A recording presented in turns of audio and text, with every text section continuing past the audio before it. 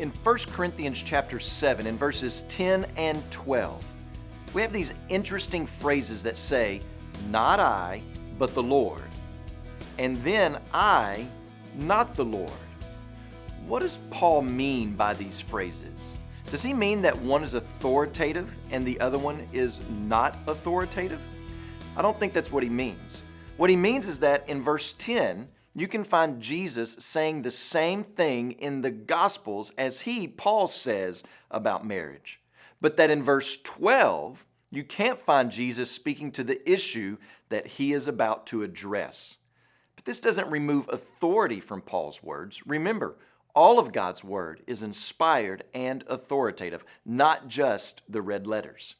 So the situation that Paul is now addressing is if two people have married and then one of them converts to Christianity, what should they do?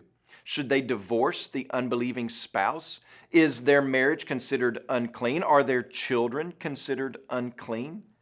To that situation, Paul says that the believer should not seek out a divorce, to stay married.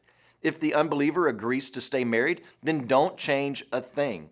By staying married, you are putting that spouse and your children in closer proximity to the gospel, to see it daily, to hear it daily, to experience it daily. That's what Paul means by a spouse being made holy. He's not saying that the unbelieving spouse is saved because they are now married to a believer, but he is saying holiness and sanctification are brought nearer to them.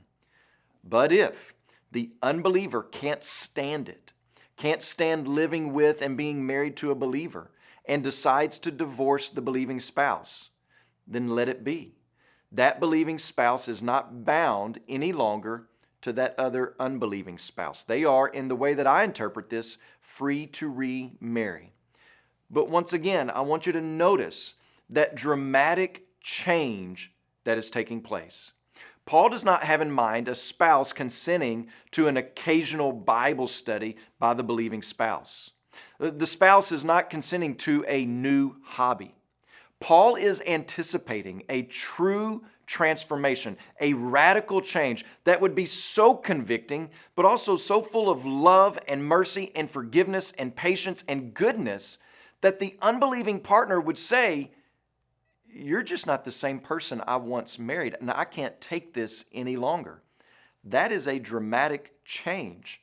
And it doesn't quite make sense to us that someone would be opposed to that kind of mercy and love and goodness.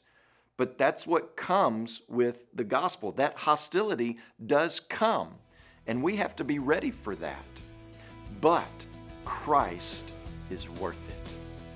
Today when you pray, please pray for Pablo Muñez and his family, our Changemaker missionaries in Chile.